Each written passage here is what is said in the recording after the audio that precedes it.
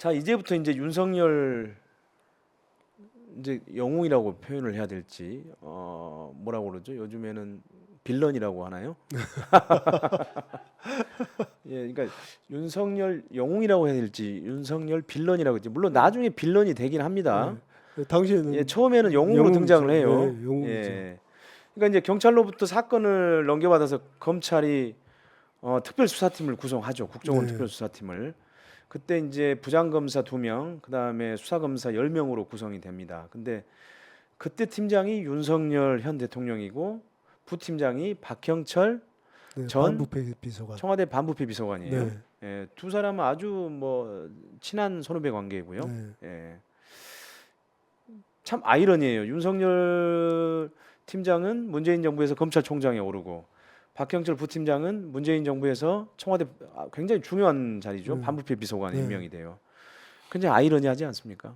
아이러니하죠. 역사의 아이러니예요. 맞아요. 예. 역사가 참 어디로 갈지 모르겠다라는 것을 저는 이제 역사가 올바른 방향으로 결국은 찾아간다라고 생각을 하거든요. 예.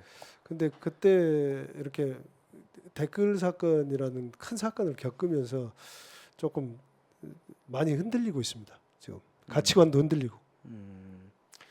근데 어쨌든 이제 그 수사팀에서 원세훈 원장의 구속을 주장하고 구속 영장을 청구하고 그리고 또 공직선거법 위반 혐의를 적용을 해요. 네. 단순한 국정원법 위반이 아니고 사실 공직선거법 위반 적용은 상당히 이건 중요한 의미가 있긴 합니다. 그렇죠. 예, 선거의 왜냐하면 정통성 시비에 휘말릴 수 있으니까요. 예, 잘못했다 그러면 뭐 박근혜 후보가 대통령이 되더라도 대통령이 됐죠. 대통령이 됐는데 만약 이게 진짜로 불법 선거 개입이었다고 한다면은 승리 자체가 대선 승리 자체가 사실은 뿌리채 흔들리는 거거든요. 그렇죠. 예.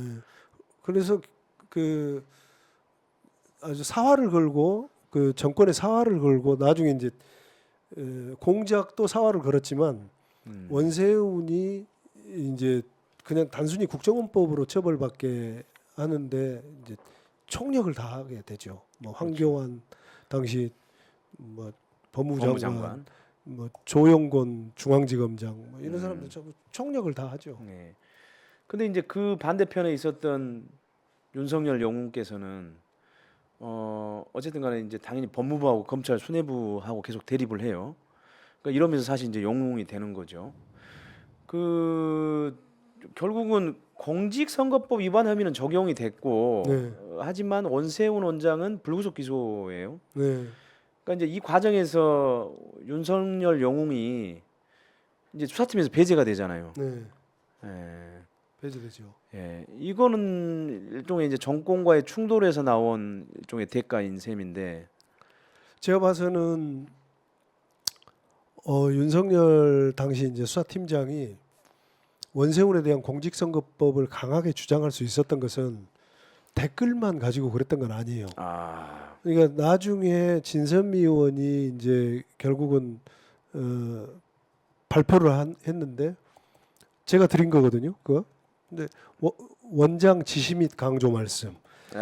원장 지시 및 강조 말씀에서 모든 것이 이제 드러나게 돼요. 좌파에 대해서 이렇게 저렇게 해라. 뭐 여론을 이렇게 저렇게 해라. 뭐 하고 있느냐.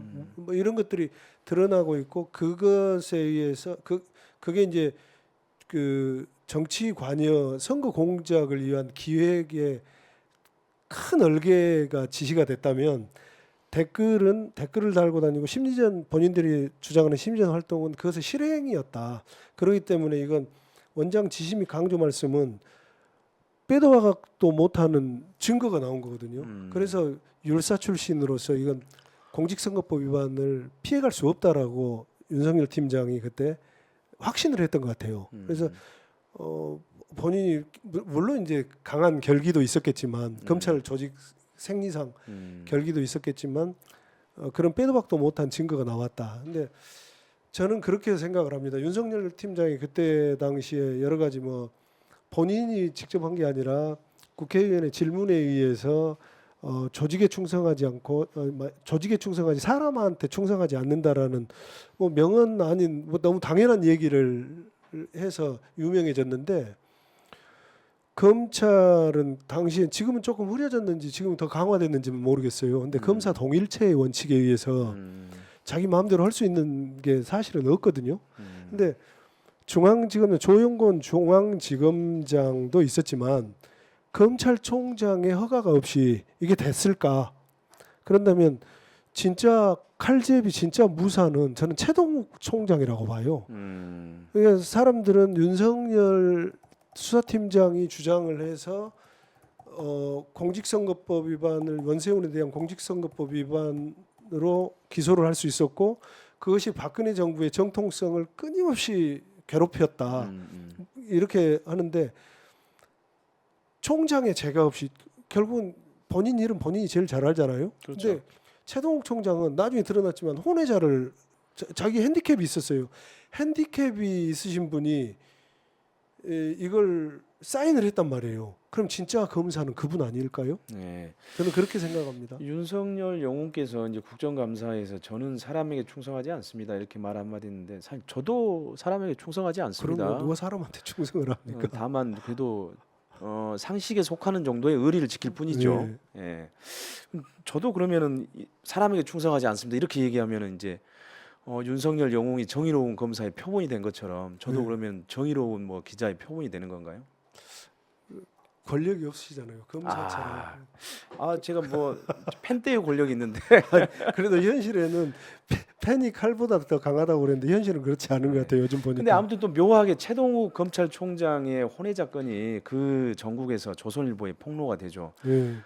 제가 알고 있기로는 이런 보도 과정에도 국정원의 협력이 있었다. 있을 수밖에 없잖아요. 왜냐하면 그 국정원장 자기네 수뇌부가 관련된 문제잖아요. 그럼 자기네 수뇌부가 공직선거법 위반으로 가게 돼 있고 결국 그건 자기네 수뇌부뿐만이 아니라 국정원의 최상부는 대통령이잖아요. 대통령의 정통성 시비에 휘말리게 생겼는데 이건 무조건 관여하게 돼 있죠. 개입해서 무슨 디스할 자료를 찾게 되는 거죠. 그러니까 이걸 이제 조선일보가 최동욱 총장이 혼외자를 숨겼다 이런 보도를 하고 그리고 후속 보도가 제가 기억하기로는 제대로 없었어요. 그래서 조선일보의 경영진에서는 최고 경영진에서는 굉장히 불안했다고 그래요. 왜냐하면 보통은 그런 정도의 보도를 하게 되면은 후속 보도를 염두에 두고 일보를 치는 거거든요. 근데 후속 보도가 없었는데 그 나중에 TV조선에서 이제 그 최동욱 혼외자의 보모가 제공한 자료들이 이제 보도가 되면서 이게 더 이상 최동욱 총장이 그걸 부인할 수 없게 정도로 되는 거거든요. 근데 저는 그 과정이 어떻게 그런 것들을 다 입수하고 할 수 있었을까? 항상 거기에 대해서 의문을 가지고 있었거든요. 저는 이제 국정원이 관련돼 있을 수밖에 없지 않느냐 이런 의혹이 계속 맴돌고 그렇죠. 있습니다. 합리적인 의심이죠. 국정원과 결국은 검사끼리 자기 식구들이잖아요. 검찰 출신의 누군가, 검찰 누군가와 국정원의 합작품 아니겠어요?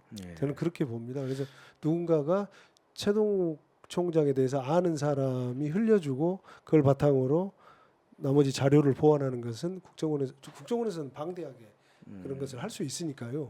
그러지 않았을까 생각하고 있습니다. 아무튼 뭐 당장은 안 되겠지만 나중에라도 역사에 기록하기 위해서라도 조선일보나 TV조선에서 이와 관련된 최동욱 총장의 혼외자 보도와 관련된 진짜 그 정보가 들어온 입수 루트 경로를 누군가는 좀 밝힐 필요가 있기는 할 것 같아요. 있죠. 왜냐하면 그 굉장히 공적인 자리에 있는 사람을 아주 내밀한 사적인 영역을 들춰냄으로써 공격했다는 것은 이게 공작이거든요. 그래서 사실은 공작은 지금 우리가 이렇게 장시간을 걸쳐서 하는 것도 이게 역사기 때문에 하는 거 아닙니까? 그래서 그걸 한번 밝혔으면 좋겠어요. 이게 분명히 저는 그 최동욱 혼외자 보도도 그러니까 물론 최동욱 총장이 혼외자를 숨기고 그 혼외자를 뒀다는 것 자체는 윤리적으로 도덕적으로는 충분히 비난받아 마땅할 수는 있겠죠. 그렇죠. 그리고 또 끝까지 부인을 했어요. 마지막 보도 정확한 보도가 나오기 전까지도 뭐 그런 점 저는 충분히 비판할 수는 있다고 봅니다만 그 자체가 사실 어떤 공작적 냄새가 너무 물씬 풍기고 있기 때문에 그렇죠. 그 부분은 분명히 사실은 진실이 드러나야 해요. 맞습니다. 예.